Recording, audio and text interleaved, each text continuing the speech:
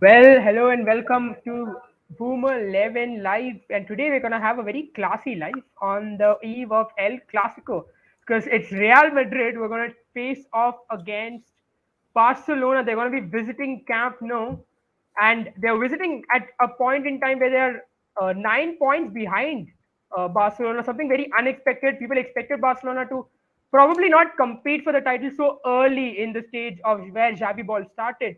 I have with me two hardcore Barca fans, Austin and Abel.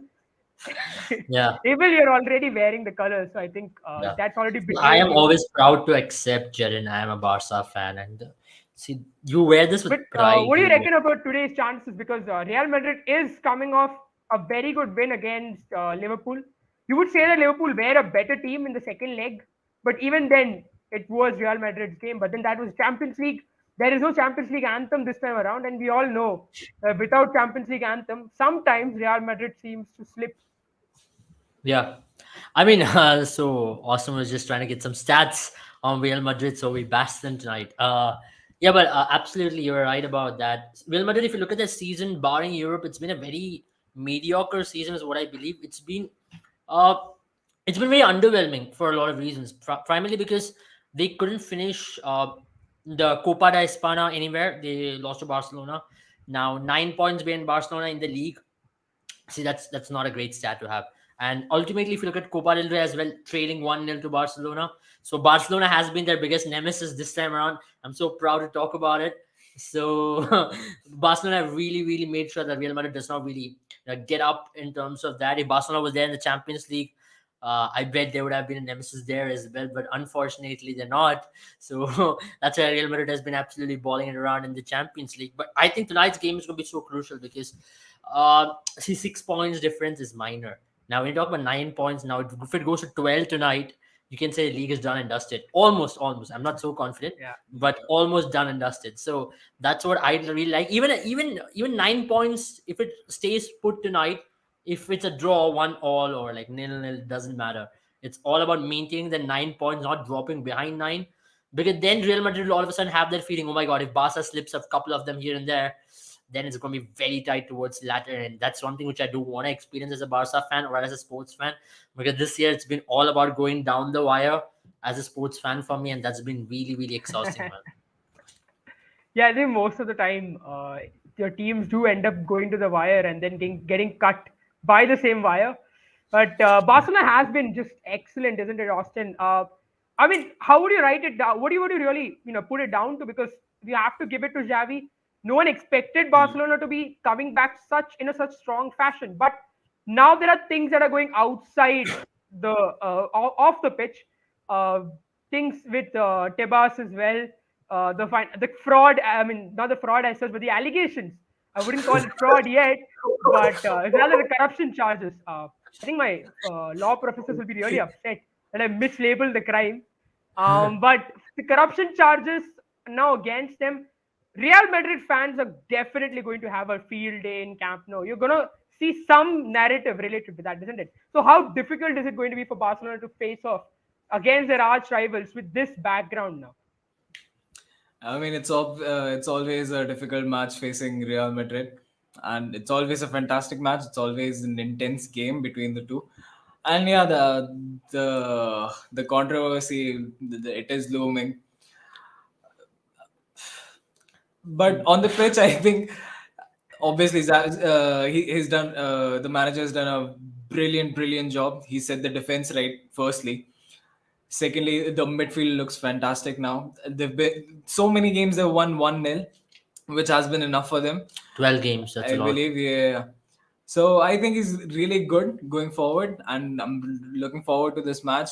It's gonna be really intense, I think. I mean, yeah, he's right in pointing that out, but at the same time, I think there are two reasons which we should be wary about Real Madrid. They like to play in adversity, and a team like Real Madrid, it doesn't matter where they play. They play in Camp Nou, they play in Mars. They're gonna come out as a force, and I think there's not gonna be better motivation for them rather than defeating Barcelona. I mean, this is going to be such an important game for this season Yeah. because, see, if this goes down, the Madrid press are going to be really upset at Ancelotti, and even the Madrid board are going to be very upset at Ancelotti. You already saw they were extremely upset after that loss they had in their own backyard in that Copa del Rey semi-final. So after that, they really had to recover with that win against Liverpool in the second leg tie. Because if that was a loss, even if they would have gone through on the tie, if that was a loss, that would have been immense pressure on Ancelotti, the manager. But now talking about which I personally I think they've just already says Real Madrid are going to win. But so I personally think it is about handling that pressure, and who's going to handle it better is going to definitely win. And Barcelona this season have found a very weird way, which is so unlike Barcelona, to play negative football. I mean, Yeah. just score one goal, shut it down completely. And that's also because Barcelona do not have the depth. And you didn't mention about fraud, man. I don't think we should put any allegation. It's like me complaining to teacher that he copied from me without Not any proof, fraud, right? not fraud. My law professors might be Yeah, watching I this. mean, either way, I mean, It's what I mean to corruption. say is that It's corruption, guys. allegations of corruption is similar to like इसने मेरा pen चुराया और किसी ने देखा भी नहीं, बस मैंने बोल दिया, मैंने कह दिया कि पेन चुराया. Now it's up to the principal. It's not, I'm talking about my principal. My principal will take definitely an action on anything, but Let's not go there. let's not go there. But Next, definitely, I'm just corruption charges against Abel. I think yeah, that's it's where you have just to be like wary. me posting something on Instagram and someone seeing it, and but it's like nobody can charge me for something which I posted, right?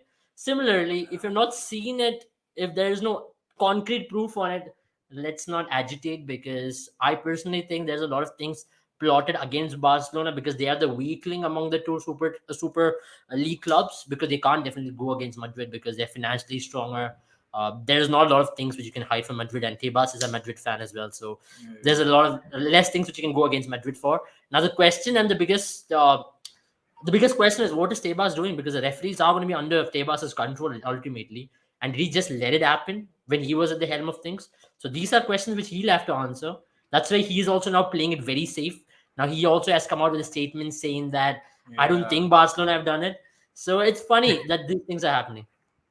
Yeah, I mean, from what I understand so far, while Barcelona does have invoices proving that they paid certain referees who were part of the La Liga referee circle, so as to say, because of the lack of a better term in my understanding. But unfortunately, the prosecutors, however, from what we are hearing, is not able to prove that invoices or those payments had an illicit intention behind them. And so far, it seems like Barcelona's narrative is playing well in court. But that is obviously separate. I think the FG board case already here in our comment section supporting Real Madrid. So finally, a supporter for Real Madrid. But let's talk about Madrid, right? Ronaldo Just fan. He's a Ronaldo fan. So let's just talk about them and in La Liga. In the last 5 games, Barcelona has won 4 and lost 1. That means they've gotten 12 points. Well, Real Madrid have only gotten 9 out of their 5. So, which means in many ways, while you would say they haven't unbeaten in their last 5, but even then you would argue that Real Madrid aren't having that kind of a form. Yes, one thing. Secondly, they're coming off a difficult game because the Liverpool match wasn't as easy as it was in Anfield, because Liverpool did fight tooth and nail, and it took that goal from Benzema to really shut their hopes down. So, having come back from a grueling Champions League match, you think it's going to be a little bit of a pressure now on Real Madrid because they're playing back-to-back matches which are at least high octane. You would expect it to be high octane. Correct. I mean, they did very well against Liverpool at Anfield, and they control the game at Bernabeu. I think it's gonna be intense. Again, there is a lot of pressure. The squad depth comes into play in these scenarios, and yeah, I'm very interested to see the lineup today. I think lineup will be out like in 5 minutes Yeah. time. I think we'll just keep an update on that as well. Just let me know that in order. We'll just keep a tab if the lineup is out. So, Yeah, but yeah, he's right in terms of talking about how they're going to be slightly jaded. But remember, this is the last game before the international break, so they can go yeah. all out tonight and just be like, okay, and we'll see whatever happens when we come back after international break. And a lot of the Madrid players are not going to be part of the international break, maybe barring Vinicius. A lot of them have retired from the international teams, and doing that, so they still believe that there's going to be the best opportunity to give all in for tonight and take good 2 weeks rest and come back on the end of the month and really take control in that Copa del Rey second leg as well. So it's now back-to-back games they have to play against Barcelona in a span of like 2 to 3 weeks, and that's a lot of pressure. But at the same time, if they can get a win tonight, against Barcelona. That's going to give them a lot of confidence now coming back into that tie in Copa del Rey as well. So that's why I personally think they are going to be jaded slightly, but not so. And that's why Barcelona's motivation is also going to be so much more tonight. They'll believe if they win tonight, nothing going to be bigger than this.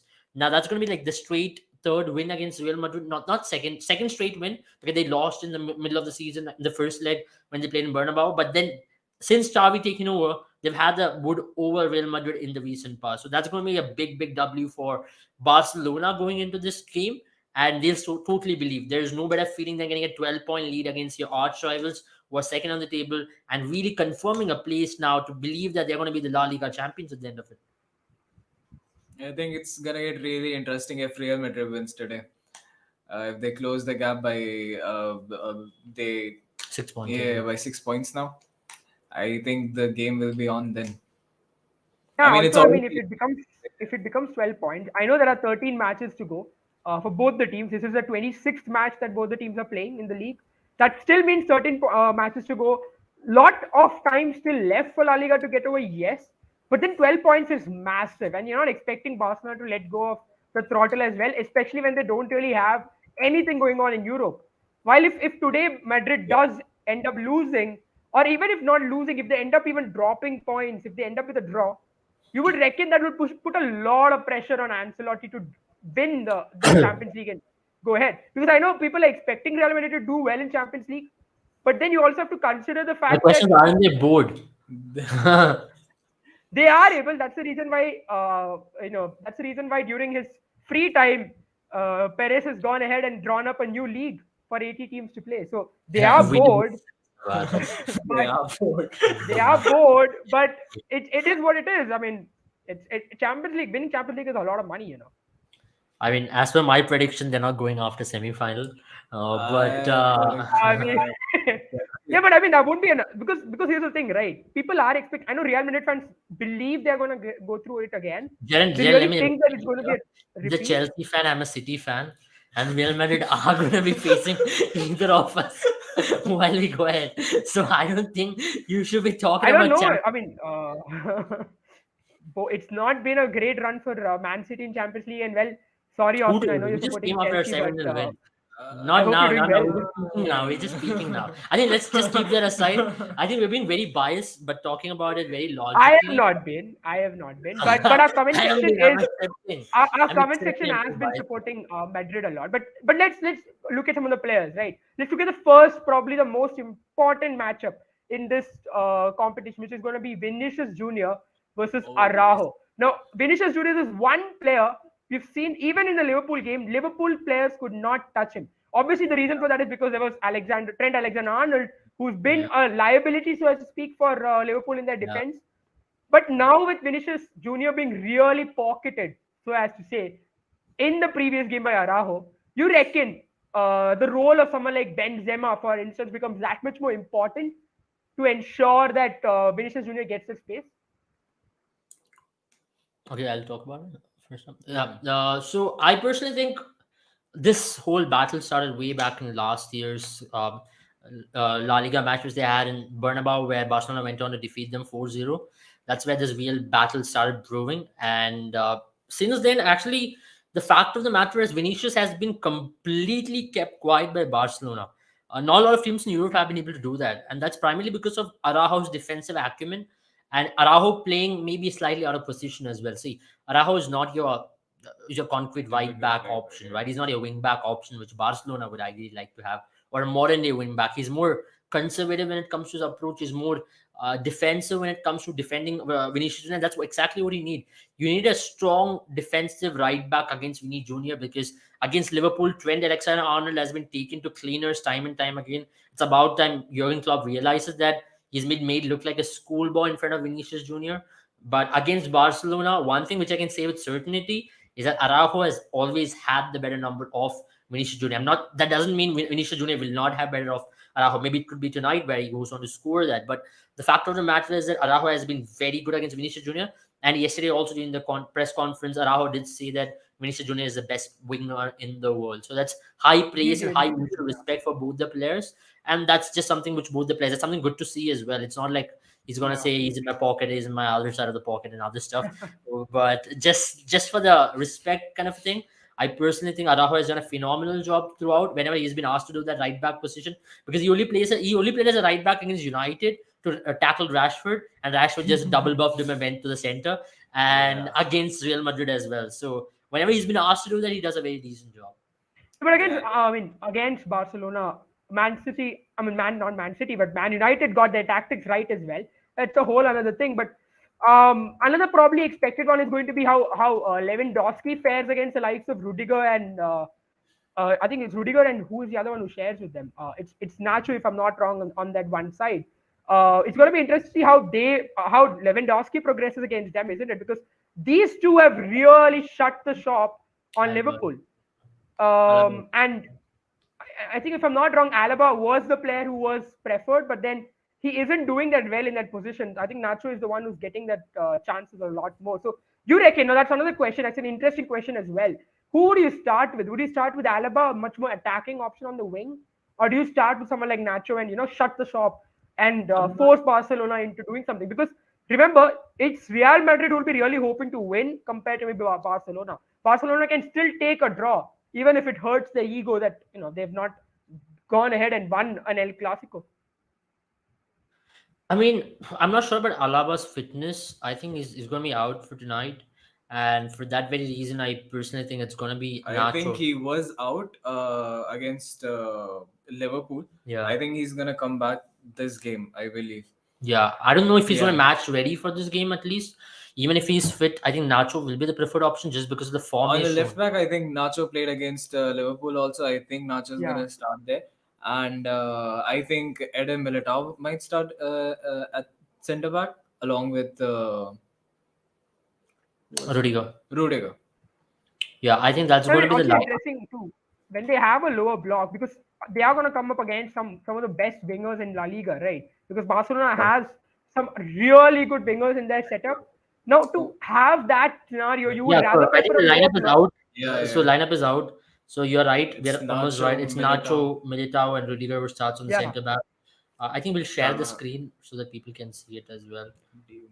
Just Because let me I just. mean, the reason I said that Abel and Austin is because if you have Nacho and Rudiger, they form a lower block, right? A much more compact block, which stops the likes of Rafinha or Dembele to really cut in and make an opportunity or make a goal scoring opportunity, push them wider like they did with Mo Salah. That's what you would expect, isn't it, when it comes to the teams or when it comes to what Real Madrid is going to try here? Because now, for instance, they're playing Rafinha on that end. You have Nacho and Rudiger who's going to force Rafinha out to the wider range and really cut goal scoring opportunities for him. Yeah, Mm, I think Rafinha has been really, really good for Barcelona. I think he's created a lot of chances. He's been the sole scorer in many other games, in two other games, I think, yeah. that they won. And I think they're going to keep an eye out for him. Nacho, I think they have really good defensive prowess with Rudiger and Nacho on that side. Yeah. It will be really interesting to see that battle. I mean, yeah, as you can see on the screen now, this is going to be very interesting because Sergi Roberto has been given that nod ahead instead of Kessie. Has So, he? yeah, so Oh, he's been okay. given that nod ahead as well because Kessie had a decent game in the last El Clasico, but then, Kessie also has been pretty shambolic when it comes to him coming in. He has made some really prominent mistakes as well. So, I think Sergi Roberto is a much calmer customer in terms of experience. You can still rely on Sergio Roberto because there are days when you really feel like, okay, Sergio Roberto is the guy or is the go-to man as well in some of the lineup. So I personally will believe that this is a decent lineup from Barcelona. This is all what they could offer for tonight.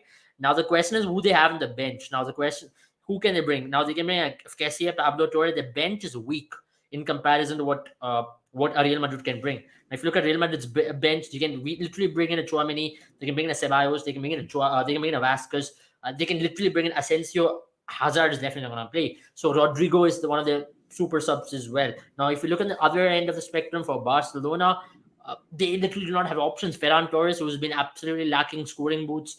Kessie was underconfident. Ansu Fati was underconfident. Marcus Alonso is like, he blows hot and cold at times as well. And then you've got a defensive option, Eric Garcia. So In comparison with that, of course, Real Madrid are the stronger team on the paper, but then all depends on how these 11 men on the pitch can really go out there and put up a dominating performance and do not let Madrid really take control of the game. Because Camavinga has been in exceptional form in the recent past. Oh, Him he's playing strong. has been a CDM. Yeah. Kamavinga starting for them. Also, we saw against United when Barca played United, and Pedri and Gavi, their lack, their absence was really felt on the pitch, and I think Pedri's absence will be felt on the pitch today. Sergio Roberto, the fans after his latest performances, have not been very happy with him. I'm interested to see what he's gonna do for Barca today.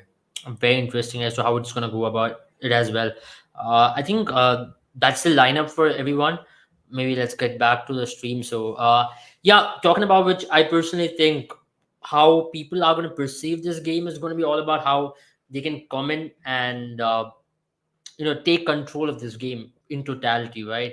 And for Barcelona, they would want to play their kind of football. I think that's what will be so important for Barcelona to do, at least at home tonight. If you do not have any other issues, for example, if you have players, you have Busquets, you have De Jong, and you have Sergio Roberto, who are very good ball players. But then the question is going to be, can Busquets really control the midfield tonight? If they let Busquets to control the midfield, then Barcelona on the driving seat, or else then they really have to find options, because now the issue is who's going to be their advanced midfielder. Frankie De Jong is there, but Frankie De Jong nowadays prefers being slightly behind. Frankie De Jong prefers being as a screener in front of the back line, and he likes to be a little more deeper in the midfield. Now, when you talk about Sergio Roberto, he's not the most creative option up there. So Pedri's miss is massive. And as we already have a comment, is Messi coming back? And this is where you really wish Messi was there in the team, because you really wanted Messi's experience tonight in a game like this, because he Yeah. could really create magic out there in the midfield. Barcelona really lacks squad depth. No, it's not a squad depth they lack. No. It's a form, right? A lot of these players are out of form. So if all of them are in form, this looks like a very different squad. But right now, with so many players being out of form, that's what really they lack. But they've been able to scratch results in some way or the other. I mean, what do you guys think of the likes of Valverde on that on the wing side or on the wider end? That's a very interesting one for me. I feel. What do you reckon is the thought process behind that from Ancelotti? I think he's played many games as their right winger, He has, and yeah. he's been really good on the right wing. I think he's a player you can put him anywhere on the pitch, literally anywhere except for the goalkeeper, of course, and he performed really, really well. He's done that throughout his time at Real Madrid, and I think he brings a lot to the pitch. He brings a lot of aggression, a lot of both attacking and defensive prowess. So I'm not surprised that he's on the right wing though. I mean, you shouldn't be surprised. I mean, this is not the first time we've been talking about the same topic, right?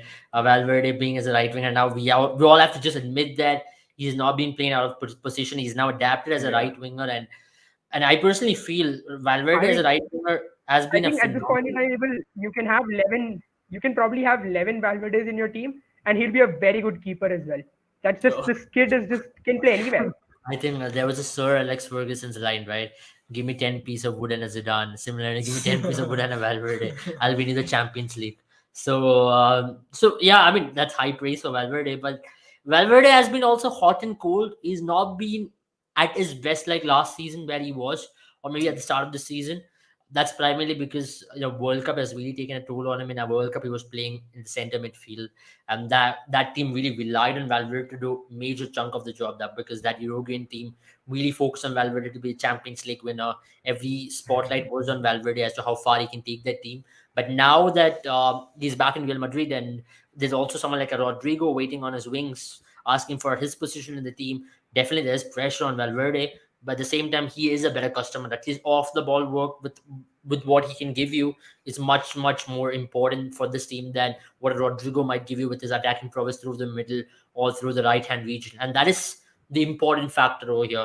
Why do you reckon, for example, similarly, even for Gavi as well, Gavi might be playing on the interior spaces, on half spaces, and today the primary left winger is going to be Balde. So in order to tackle Balde, you need someone who's going to be pacey on both the sides. I know there's a Carvajal, but Carvajal has not been in the best of forms, so he'll need a defensive support on that particular wing, and that's where Valverde and Carvajal mixing together is going to give Real Madrid a lot more stability in comparison with what maybe a Rodrigo and Carvajal might, or anybody else would. So I think Carvajal is a decent option, but at the same time, that's where I think Barca will look to attack. Barcelona's attack is going to be from the left hand region tonight.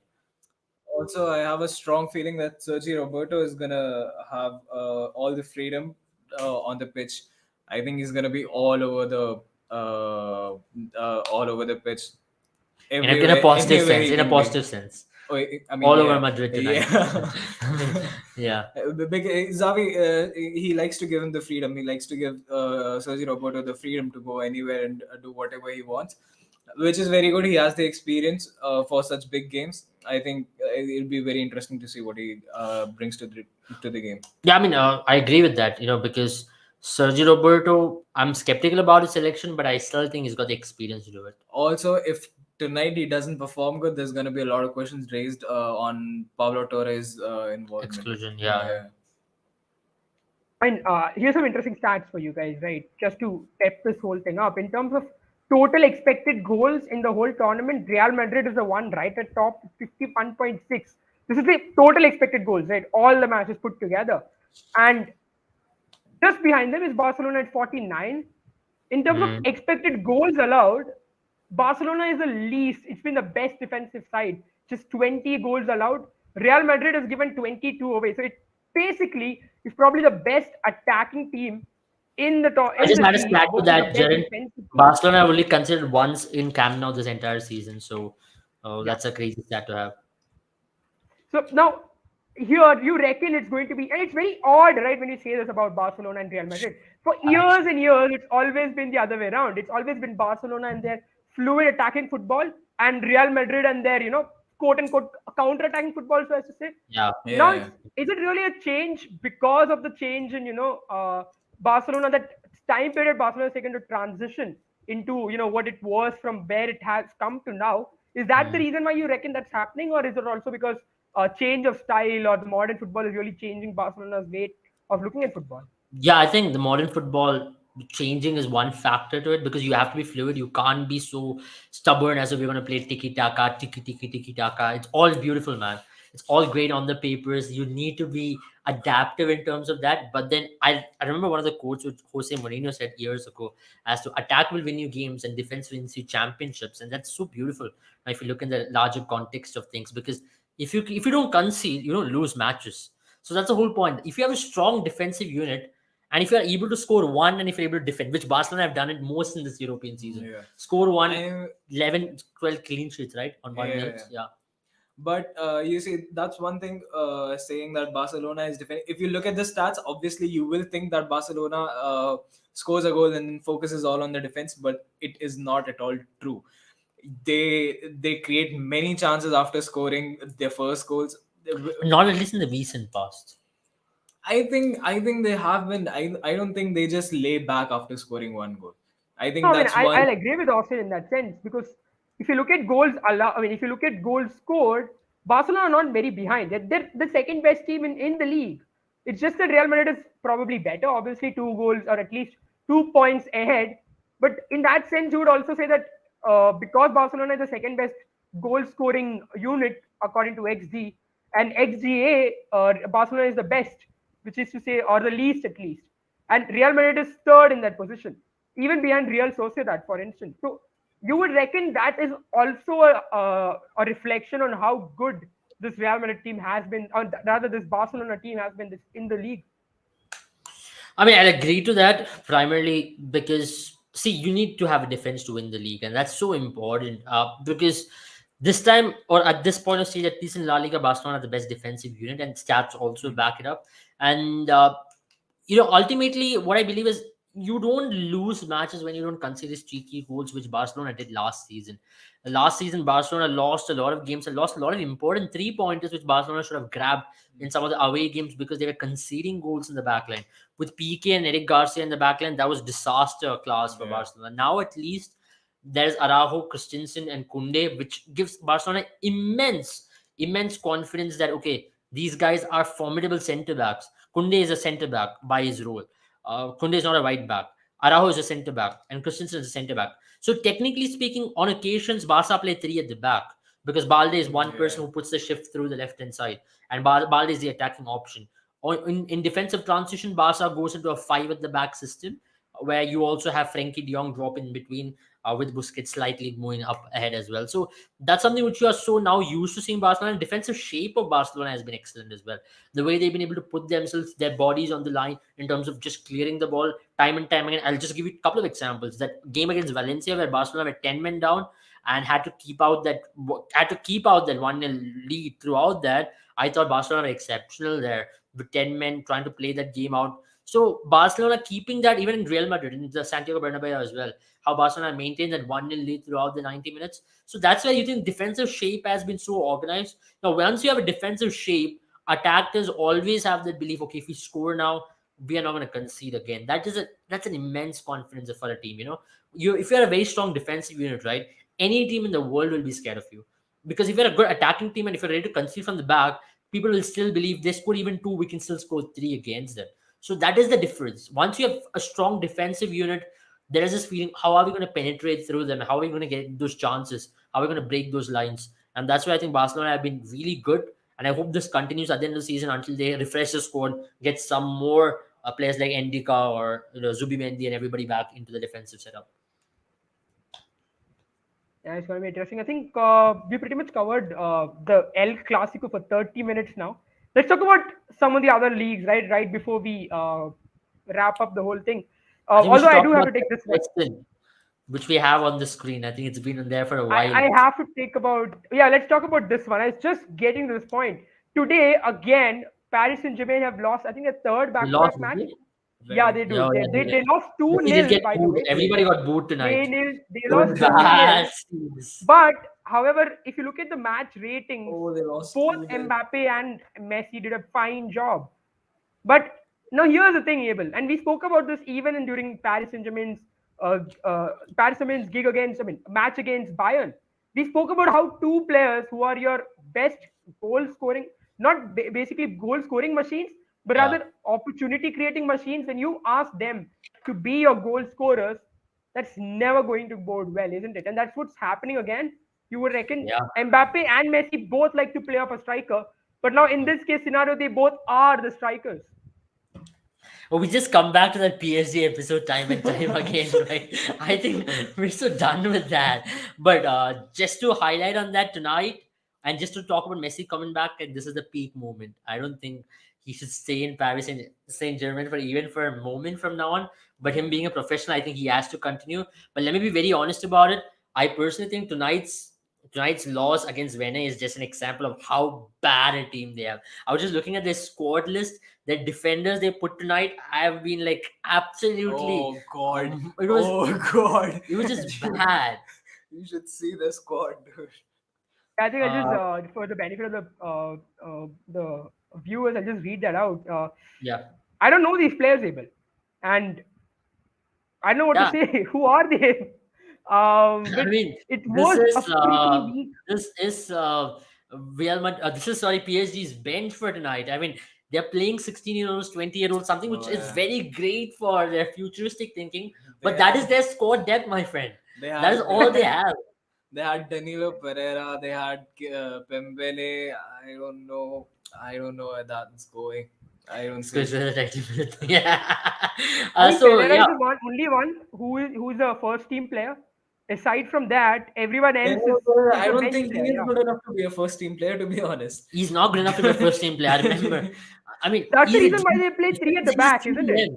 Yeah. He's a CDM. You're putting him as a center back. Okay, fine. He's got defensive acumen, but he's not your primary CDM. And I think Gaurav is right. Ninja Turtle, I think, will stay in Paris, but I'm not sure about what is going to happen with PSG now because one thing what they have is to sack Galtier, which is quite obvious. Every I season they think, sack a coach. but I don't. Yeah, that's the thing. Every I don't season know. I always felt they with Galtier as well.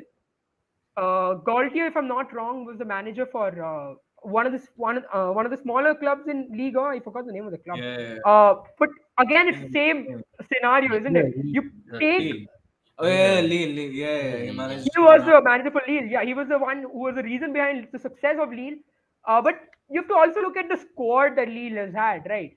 I mean, he's not. They've obviously not achieved the same That's the whole point, right, standard. Darren? Like he's someone who builds and building a squad over a period of time. Yeah, Now he had a phenomenal time over there by building a squad for like a couple of years, having a it project was in also place. young players, wasn't it? Able. It was Yeah, also not players without any ego. It was players whom he could yeah. manage. It was And why his do you team. think also they brought their sporting director on board as well? Campos is back with PSG is also because of the very reason that he built a squad for Lille, made them win a league. But now the question is, this is not a team, bro. This is not even a good team to win anything. I mean, very surprisingly, they are on top of League One, but I won't be surprised if they really bottle it from here. They're facing the pressure after Champions League. I don't think they have any motivation to play this league. I know it's still a league, it's still a trophy, but I don't think that is their whole point. That club does not really want to win a league on at this time, and that's not the reason they bought Neymar, Messi, and whoever not. I mean, they bought Verratti, they bought Fabian Ruiz. They have all these lads to win the Champions League. Now, at this point of stage, Messi coming back is so imminent.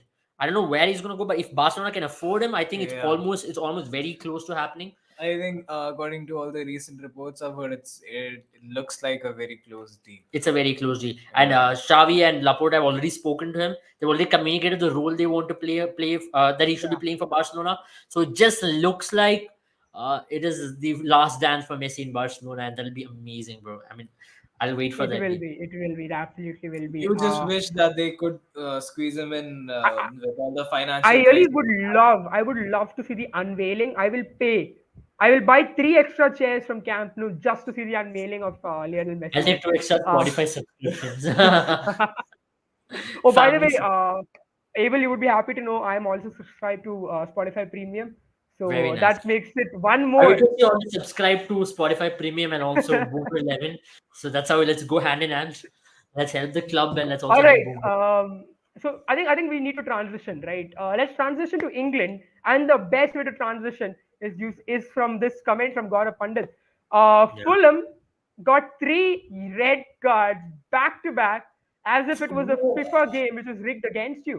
It was Yeah. Willian who got the red card first. He did not. He did not protest it, but then Mitrovic was really upset, got a red card, and I don't remember who got the third red card. But It they was were just two not. red cards. It was just two It red was two cards. red cards. Yeah, it Two was red two cards. red cards. And Damn. then it just went against them, isn't it? I mean, it just seemed like Fulham was going to pull a nightmarish comeback against Man United, or a nightmarish upset.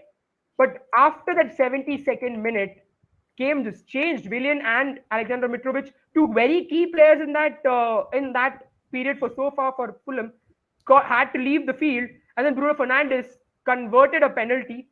Then again, Marcel Sabitzer scored in the 77 minutes. So 2 minutes, the game was changed, and then the last nail in the coffin was 90 plus six, 6 minute, where once again Bruno Fernandes came back and finished it 3-1. What do you reckon? I mean, Fulham's had a great season so far, but this is going to hurt, isn't it? This loss, because they were in it, and it was in Old Trafford, a place where it's not been easy to win. Would have really hurt Eric Ten Hag if this match had gone on the way it was.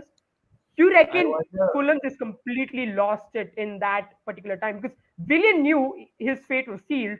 It's just Mitrovic, and what happened between referee and him, we don't know exactly. But even then, a player is supposed to not lose his calm in that sense, right? Especially someone who's probably a veteran, the likes of Mitrovic. I wonder if there's gonna Possibly. be allegations of buying referees in this case now. I mean, let's just leave it there. But I personally think that United, they've really worked their way out of these kind of things. And one good thing about United this season has been they've been able to generate results. I personally don't think they needed refereeal decisions to go their way. They've really been able to come back out of these tough situations. Like for example, Europa League, or for example, the game they had against City. For example, they've really come back whenever they've been put down, and that's been the greatest strength for United, and now progressing one step ahead in the FA Cup, one more trophy in the hunt for them. I mean, that makes a really, really good opportunity for them to win three now. There's definitely Europa, which they are strong favorites to win. FA Cup, I know there's City still there in it, but United are looking like a good team in a cup competition to generate results. And I think Ten Hag ball has not been about total football, or it's not been just about playing fluid football. It's just been about churning out results when it matters the most. And that's one thing where you'll have to give credit to Ten Hag. And tonight, once again, just getting the ideal result. And that's going to give them a lot of confidence now going into their next game. I know it's going to be tough fixtures for them coming ahead, but I still think United will hold an edge going ahead in the FA Cup. Just to confirm, Abel, there was a third red card as well. It was Marco Silva. He was off the bench. I think he was red carded off the bench. So those Okay. were the three red cards. It was Willian, Mitrovic, and Marco Silva. That probably that five If they got minutes one of, more red on the pitch, they should have forfeited the game. They couldn't have played that game. I think it's four reds if I'm not wrong, Abel. It's seven. Three. It's seven players. It's three outfield players. All right. So that was pretty much what happened in the FA Cup.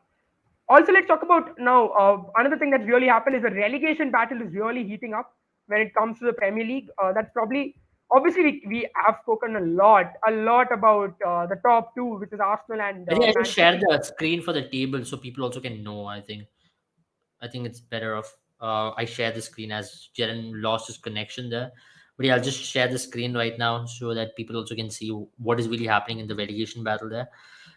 So as you all know, it's been an intense season for a lot of reasons, and that's where we are going to be talking about how the relegation battle is, and this is the best relegation battle I can think. If you look at the top, from 13 to 20, it's just 4 points which separates them. And I think not just 13, it's from 12 to 20. So everybody's in the also, chance to get relegated. Patrick Vieira just got sacked. Patrick Vieira got just sacked. So there's a lot of reasons why I think I'll just add Jen back to stream. Yeah, so there's a lot of reasons why Yeah, you can. I was just going to be covering that Patrick Vieira sacking.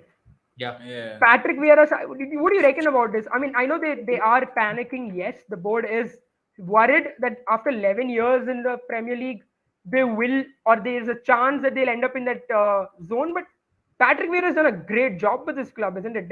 Crystal Palace has become a force, at least in the lower middle of the Premier League table. To sack him in a brief period of time where things have gone wrong, where, by the way, Wilfred Zaha, one of their best players, was not available, is a bit harsh, you reckon, isn't it? Yeah. He came in today and you saw the impact he had. I mean, I agree with you totally. But they had a massive loss to Arsenal now 4-1. So it's the worst possible time for Crystal Palace. But just look at the table, right? It's just scary. Some of these teams are teams who really end in the top 10 at least, or in top 12. But now the issue is West Ham, Leicester, Nottingham Forest, Everton, Leeds, Wolves all are in a very tight spot. I think Aston Villa is the only one with a nose ahead at this point to just say this is a relief. I think anybody in this from 12 to 20 can get relegated, and that's the best part about it. I think relegation battles are sometimes much more intense than what we really think it is. Yeah. I really hope West Ham doesn't get relegated because that's going to be some Oh, scene. I mean, that's the worst, isn't it? West Ham, Leicester City, Declan and Rice will be available Everton. Oh, Chelsea. Interestingly enough, Chelsea and Aston Villa are just what 8 points away from no, not 8, 11, 15 points away from relegation. So why not? Why not, Austin? Hey, I still think No, Chelsea have no. really saved themselves Yeah. for some time But now. I mean, I also feel with Graham Potter, really that the point in time where Graham Potter has come in, right? It's not been really a season for him as much as pre-season. He's still figuring out what to do with the amount of resources he has. I mean, Dude, he's I got think ton they're of finally resources. protecting themselves, Yeah. If you want to talk about Chelsea, we can talk for another hour. But Chelsea right now, I think they are gaining pace. I think Kante is going to be available for the UCL draw against Real Madrid. And again, they've gotten the key players back. Reece James has come back. Ben Chilwell has come back. So they did struggle a lot, and I mean a lot. And they've been it's been really hard for them to score. I think, but But if I zoom, I can't see Chelsea. shut up. they haven't been able to find a good goal scorer. That's always been their problem. They've never had a good number 9. And the curse of number 9, isn't it? What it's known as Yeah, the Stamford curse of Bridge. number 9, of course. I mean, that's some black magic there, bro. I mean, Yeah. interestingly enough, right now, if I'm not wrong, your number 9 is Lukaku, the 100 million player at Inter Milan right now. You reckon he has a chance? Possible Champions League winner this year. I mean, he still is there with a shout to win He's the still Champions League. he's still one of the strikers in the club, or still. You He reckon just he's gonna he make a scored huge for Lukaku size comeback? in the Is he going to UCL. be cup tied if he plays against Chelsea in a final? I think he's going to be. But he's going to win a No, I Champions think that League only medal. works. Yeah, does it work for Champions League as well? I don't think so. It works for Champions League. If I'm not wrong, I it think it does. It only works for domestic tournaments, able. So I domestic think tournaments. it's Yeah, fine there. yeah, he's fine. Um, yeah. So I mean Yeah, go. that's pretty much what we have to Yeah, have any points left as on you the world of mentioned football. about the top 10 race as well, it's very intense. Uh, I personally think Newcastle Oh is wait, still. we have to talk about. I'm so sorry for cutting you off, Abel. There is one thing we have to talk about. It is Antonio Conte and his press conference. For those of you who haven't Oh, yeah. watched that press conference, Antonio Conte has become a Chelsea fan once again, and he's gone on to say that people are used to it at Tottenham. Those are the words that he said. He said he's blamed the players. He said that the players Yeah, are What a not ridiculous guy, ready, man. or players don't want the pressure on themselves. What do you Let's reckon? read Do it you out. reckon he's Let's read his exact statements out, right? I think that's something which I think we should do. Let's read his statements out. He has already mentioned about Richarlison saying that he can't score. Uh, for that Richarl? I mean, Richarlison called that for himself. I mean, what do you do I mean, after I'm not what saying a manager happened? really call a player out like that, but now You know, even Tottenham you are. have seen Antonio Conte do it before, Abel, haven't you? Though that's what we know about Antonio Conte. We spoke about the same thing very early when he became the manager of Tottenham. If you remember, starting of the season, you and me, we had this conversation where we did Hmm. speak about how Antonio Conte doesn't like to stay at a Yeah, club I'll for just more read than this 2 years. statement out after the draw against Southampton. Yeah, he says, "I see only 11 players that play for themselves. The club has the responsibility for transfer market. The coach has the responsibility, but the players, where are the players? Excuses, excuses, excuses. Try to protect them every time. Bah, come on, come on. We are professionals. The club has paid us a lot of money. The players receive money. I receive money not to find excuses. I used to find it here. Don't play for something important." They don't want to play under pressure. They don't want to play under stress. Tottenham's story is this: 20 years, there's this owner, they never won something. Why? So what he's gone on to say basically is that it's time not to change the manager, but to change the whole management. He's trying to inspire a Glazer level riot at Tottenham right now. It's pretty interesting. What do you guys reckon though? It is an interesting conundrum for Tottenham as well, right? Why haven't they really won a trophy? I know it requires a whole another episode, but 5 minutes, Abel and Austin, what do you guys reckon? One reason. See, they still can make it to the top four. They're still in the top four, right? So that's a One, good thing. Yeah. I don't know, man. I mean, they got to the UCL final. What else do you want? But Probably UCL, Austin. I mean, you're yeah, leaving me speechless at this point, right? This is a question which, if I answer But this also I question, think it's you have to I also think consider it's just Tottenham's best period was when Antonio Conte was in Italy. So whose I fault mean, is it? I'll tell you one thing, Jared. Antonio Conte is a very good manager. oh yeah, he is. There is no two doubts about it. The way he came to Chelsea and made them win the league, you have to give it to Antonio Conte. He's a manager with serious class. He's a manager with serious records to his backing. So if he finds something like this, I know he's found it with every club wherever he goes. He fights and he leaves, but at least he wins them something, right? Now the question over here is So that's unable what to win he them said in the anything. press conference as well, isn't it, Abel? I'm so sorry. He said, Yeah. I'm not used to this position, I'm used to winning. So that's probably also him getting annoyed that results are not coming. And he has gone on an all out war against the players. He blames the players a lot more than he blames himself. Yeah. I mean, I don't know what to say at this point because they have a very good team. They have Harry Kane, Heung-min Son. They had Lucas Moura. They have. Lucas Moura, you think he's a I mean, he was world class in he 2018, right? was, He did but score that winning goal against City and Ajax as well. So, Ajax, he so I'll scored the just give hat him that trick credit for that. So, I'm just talking about the kind of class of players they've had over the years. over the years. They've had some phenomenal players to be talking about, and they've not been able to convert them into the next level kind of players we all I, wanted them to be. I mean, I don't know if it is just the players. I mean, I want to look back at the 2019 squad. I thought 2019 and 2016 is two occasions they came very close to winning two major trophies. They came very close in 2016 when they were in the fight with Leicester to win the league. and Yeah. 2019 when they came very close Yeah. to win the Champions League And in there the was final. Eden Hazard It is, who destroyed their hopes. Otherwise, yeah. it would have been very well them. It was But a yeah, I beautiful think match to watch, I think. there was Yeah. some goal as well that he scored. I Yeah. think if you want to lose your Premier League on the final day, that is the one goal you lose to because you have no Yeah. way to counter that. So I think that's why I say when I said they went to the UCL final and then that run of the league. So in that way, it's quite unfortunate. I'd say that they haven't won a trophy since. But then again, uh, how many players do you see coming out of Tottenham? You see him, Son.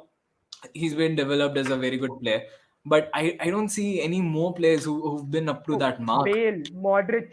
I I can mean, give you we're names not all talking about day. that class, No, right? no. I'm just talking about Tottenham was not relevant then. And in the last, I'm talking about in the past 5 years, Are you talking about 5 more in the 6 sense years. of the academy players really not making it to the top 11? Is that Maybe over the last one decade, Yeah, yeah. I See, think that's Bale is one thing not a that Tottenham can be product argued as well. Yeah, I mean, yeah. personally. even Harry Kane, their beloved Harry Kane, is an Arsenal product, if I'm not wrong, who was rejected unfortunately by Arsenal. He was Yeah, part of the yeah. Arsenal academy Oh, because he there's had to shift alliances. So I think it was yeah. Arsenal or Liverpool. I'm not sure. I think it's Arsenal. If aren't Arsenal, Arsenal. Arsenal and Tottenham the bitter rivals? So yeah, it's Arsenal. But Yeah, Arsenal rejected Harry Kane very early on in his career, and he they had to said he find a wasn't different athletic place. enough. So yeah, correct. That's Yeah, what he had said. And so he found Norwich City, and from Norwich City, he was brought by Tottenham. So even Harry Kane, probably the most English of them all, is Yeah. not a Tottenham product. So maybe there's a point there. I mean, dude, I really don't believe in this that you need a club and you need this academy to win leagues. They've got enough players to win a league right now, right? They've got Harry Kane, they've got Kulusevski, they've got Bentancur, they've got Lucas Moura, they've got Heung-min Son, But isn't they've the got issue more with the defensible? Even they've got yesterday, we Hoiberg. saw See, that. they've okay. Defensively, I understand, man, and I really understand that they really lack defensive solidity. But let's talk about previous years, right? Who they've had in the defensive line. They've not really had some big names. They've had Eric Dyer there. They've had Eric Dyer shifting here and there. They've not really gone on to. I mean, it's not the defensive issues. It's the complete team which is failed. Tottenham play some really good football at times, which is defensively very compact. And as a City fan, I know it better than anybody else. But to be very fair, I personally think Tottenham are such an erratic club. I think it's got to do a lot with the kind of mentality there. I think they need a score. I think the players don't believe at this point they can win anything here. It's just the mentality. I think as an RCB fan, I have seen that as well in cricket, right? Like we don't win trophies, and at this point, you just feel like this players don't believe it anymore. I mean, you see that with a lot of teams who keep on losing over a period of time. That self confidence in you just really goes down. It just goes down crashing. And Tottenham are facing a very similar issue as to their players don't believe each other. That maybe Harry Kane doesn't believe that he can go out there and win a league for them single handedly, or this team doesn't really believe that they can cross the line more often. Now it's very imminent that he's going to leave the club, and I think Tuchel is possibly going to take over Tottenham. easy. I'm going to Yeah, manifest it. so what I'm hearing, there are two possible names. It's Tuchel and the old Pochettino who went to Paris and tried what he couldn't get at Tottenham. Players want Pochettino though. Players are big on Pochettino. You think? Yeah, the I players are think big. Pochettino is not a bad idea to bring in. And the reason I say that is because twofold, right? One, obviously, Tuchel is a great manager, but you would love to get someone like Pochettino back in the club, someone who actually instilled the belief that you can win. Because before Pochettino, Tottenham was not even a force, right? They were probably at best, a number 4 team. On their best days, they would end up at number 4. Yeah, I mean, they've had great players, but he was that one manager who brought them together. He made them better than the sum of the players. I think so. Bringing him back, also Pochettino is someone who's need a push back on his managerial career. So there is some energy coming in from him as well. So that's going to be a very interesting signing if they get in Mauricio Pochettino in the end of the season. Because Conte is definitely not staying. I don't think I he's don't the know. right I don't man. think many He's managers just will a stay yes after what he man to said. a lot of these players. I think they really need a taskmaster who can really make these players work hard, mentality Jose monster. Mourinho. Jose Mourinho Oh, did a job there, right? What he was unable to He yeah. succeed. did. He did. He He- did. Yeah, so I don't think I was a documentary as well on Spurs. It just looked like that team had no idea about how to play football. So um, it just looks very awful to me. The situation is very disgusting. I don't know. I think we need to have an entire episode breaking down Tottenham, and I think it's fair to have it. Yeah. Maybe our next episode is on that. I'm just confirming it right now. Next football podcast is on completely on Tottenham Hotspurs and their road to glory. How can they ever achieve a trophy? It's not about winning in the league. They're not able to get any trophy. So that's the Yeah. worst part. So Don't forget the if they Audi Cup though. yeah, Audi Cup, yes. Shanghai Cup, Audi Cup, whatnot, LA Cup, You everything they can put win. Tottenham in an exhibition match, and they'll exhibit that they can win trophies. So don't write them off yet. But yeah, you never know with them. I always feel teams like these, right? In cricket, for example, I will never You didn't compare mention those about runs. one player, right, who could come from Tottenham Academy. I thought it was Ryan Sessegnon. He just fell Sessegnon. off the radar so quick. Yeah, he was a very good prospect, I think, on the wing back. He was like a Saka kind of a player. Yeah. I was looking forward to him, Buying but one I career don't mode. think. Yeah, I always have career mode. By the way, he's a very good, very good young player who you can develop. And I think he hasn't been given enough minutes. Similar position with who was what Richarlison. was his name? Spence, The Spanish wing back Reguilon. Sergio Reguilon. He had to be Yeah, sent. and He, selling Reguilon is probably one of the worst mistakes this club has committed. Reguilon is a winner in life. He was a very good player for them. I was just saying that Reguilon is a winner in life, even if he's not a winner anywhere else. He is a winner His in life. Instagram He's a profile. winner in life. He's got a very good life. Absolutely. But yeah, I mean, if I'm not wrong, Reguilon is in Villarreal, if I'm not wrong. So I think he was sold. so that's probably that's He another was interesting topic to talk underperforming. about. Yeah. I know we've probably gone on way too long, but this is probably one thing we definitely have to cover, which is a relegation battle which is happening in La Liga, where, would you believe it, Valencia is number 18 Yeah. Oh and yeah. Sevilla is number Sevilla. 14. And the worst possible time is Valencia is 26 points in 26 matches. Sevilla is 28 points in 26 matches, which means even though they're at 14th position, they are still threatened by relegation. And by the way, Sevilla is on their way to win a Europa League. I think they've entered the quarters of Europa League. They've entered the quarters of last 8. Villarreal got knocked out, I think, of Conference League by Fenerbahce, if I'm not wrong. Yeah. So yeah. So now, what is happening there? It's just weird, isn't it? When you have, what would happen? Cayman might make a comeback. What do you guys reckon? What happens to Sevilla if Sevilla goes to the Segundo League but still ends up winning the Europa League? I think the case of Valencia is even Because sadder. they're going to be playing Champions League, We're talking about being in La Liga Segunda. that team. If they win Europa League, they're going to be playing in with Unai Emery. They're going to be playing in the Champions League, playing in La Liga Segunda League. I mean, dude, it's crazy out there. A lot of these clubs this season has just fallen off. Girona has played some really good football, to be very fair, and they're still on 31. They're also still struggling. But let me be very honest, Villarreal is on a better position because they've done well in terms of them securing a good spot. But Sevilla, I think, are in a danger position. That's also because they've had a lot of issues when it comes to their backroom stuff. Sampaoli has been disgusting as a manager.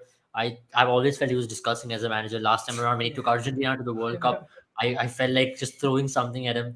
But now that he's proven that he's very bad as a manager, even at the club football level, I think all what he can do is to be a rapper. He's got all the aesthetics to be a rapper, but not to be a football manager. But coming back to jokes aside, coming back to the reality, I think Sevilla team needs a lot of squad regions because they're having a lot of players who are on the wrong side of 30s as well. Some of them are World Cup winners, and they're talking about Acuna and Papu Gomez and stuff, but then still. I mean, Papu Gomez didn't have a very big role to play. Either way, they're World Cup winners ultimately. They're going to win relegation battle. So, see, whoever won the World Cup, most of them, their stocks rose up, but except for the players from this Papu team. Gomez, what is he? 45 now? I don't know. 33. He's Papa Gomez. Even Acuna is a pretty old dude. I He's think thirty. he's Yeah, also on the he, wrong side of 30. Acuna has a So they're top all of like a the line. prime of their career, I would say. They're not like gone past it. Ivan Rakitic, by the way, plays for this team as well, who's Oh yeah, also probably. remember them. I mean, being imagine being part of one of the best teams in Europe, fighting for Champions League, La Liga every season, and now towards the end of your career, you're fighting to escape a spot in La Liga Segunda. Alex Telles. Okay, This so I was is just looking at what the is it? Sevilla squad. And I'm like, who are these players for a second? But nonetheless, just looking at Brian Hill. He was in Tottenham before. Yeah, Yeah, yeah. Brian Hill is there. He's an exciting player. Ocampos is another exciting player. But these lads are still part of it and still unable to. Wait, Jesus Navas. what is this? What is this formation? I mean, I'm just not going to talk anything in some quality formation. Yeah, I'm talking about Ivan Rakitic and Yusuf and Nesri. See, these guys are really good, man. Uh, I mean, to be very fair, they've Jesus Corona. They've got a lot of these good players to make them be a mid-table or like a mid half or like a top Yeah, half but teams, top it's seven. also been a I tough. think this team is a A good lot. top cup I think competition team, but not a good league team. Yeah, they've always been both. Even Villarreal has always been a cup competition team, but it's also been a tough La Liga, isn't it? Because Barcelona has 65 points. Barcelona, to be very honest, has done an extremely amazing job. They've only dropped points in 4 matches, but put them aside. Look at Real Madrid. They've dropped points in eight. That is draw plus loss. Atletico Madrid has dropped points in 11. Sociedad 12. And if you really think about it, it's not been easy to win this year in La Liga, and that's the reason why. That's the reason why I say even Girona, who's 31 points. If you look at Almeria, they are on 26. There's just 5 points difference, and Girona is sitting right now at they're sitting right now on the 10th spot, no 12th spot. Mallorca Yeah. in the 11th spot, 32. It's not much difference really, and that's where you have to really give credit to Barcelona where it is due because they've bossed a La Liga season where it's been tough to win. Yeah, yeah. A lot of the teams have been underperforming in the La Liga, I believe. Yeah, I mean that's one of the reasons why Barcelona have also found it difficult in a lot of these games to get a big win. 1-0 wins are scraping wins ultimately. And Yeah. remember games against Girona where Barcelona were put under immense pressure. For example, the last game they played against Bilbao, that was in San Mamés. I mean, that's the hardest stadium to travel in Yeah. Europe. It's one of the hardest stadiums to travel, and they were throwing fake notes on Barcelona, claiming Yeah, for they were, corruption. they were, they So were. it Yeah. was, it was a it was a hostile atmosphere, and to get a win there, and there was a beautiful goal from Rafinha there. Rafinha. Rafinha has won Barcelona 12 points by himself Yeah. this season, so that's a lot of He points, has right? been amazing this season. A lot of MC been Stan playing. has won the big boss, and I think you have to give credit to him. It's been that kind of a season for all these guys. Yeah, I mean So that's pretty much everything from the round of European football. I think we'll Uh, be back this week to cover on the Champions League draws. we We should, can yeah, we talk will be. about it. There's also the Champions League draw which is coming up. There's also, I think we have to also talk about probably by the end of today. I mean, probably by the start of the next live, we will be talking about what happened in this El Clasico as well. Because Yeah. remember, it's going to have some bearing on La Liga, or at least Abel is going to sleep more peacefully at night. I've had two tough nights, Jaren. I mean, one tough night at least. I We mean, I have was to sick. talk about Really good. ISL as well. Just 5 minutes, both of you. Please, man, such bad decision. I'll pull up okay. One second, one second. We're talking about ISL, right? So I'll just pull up the picture as well. Yeah, talk about it. You can talk about it. Yeah, so for those of you, I think a lot of Bengaluru fans are not here today for a particular reason. Their Goa trip did not go well, from what it seems like. But I watched the whole match, and I'm not particularly a fan of any club. I just like the chaos. I just like to tease Abel when his team loses.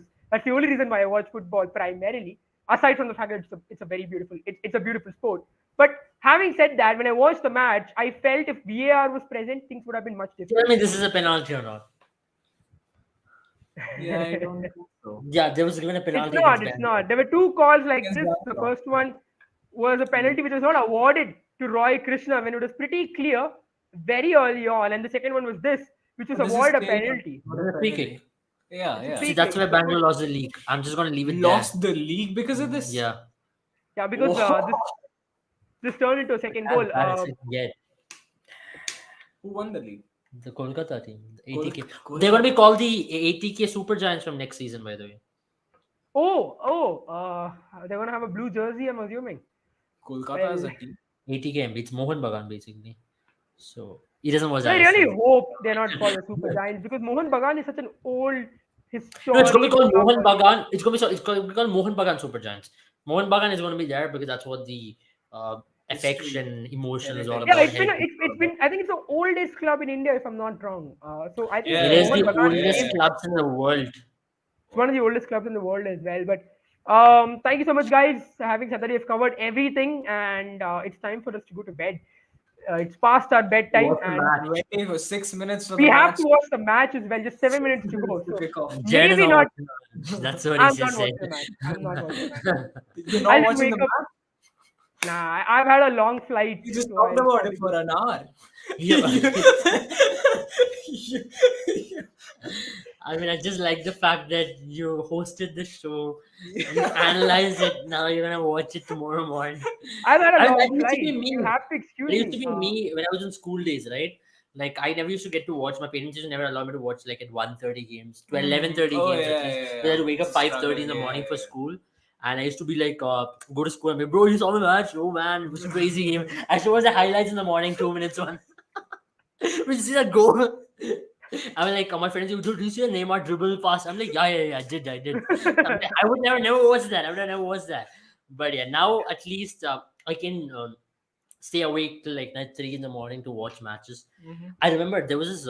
Had exam right the last week. I hope my parents are not listening to this. I had exam last week, and there was Arsenal versus Sporting, which was happening, and I was bored that I couldn't study anymore. I just switched the TV and I was watching that match, and I totally forgot.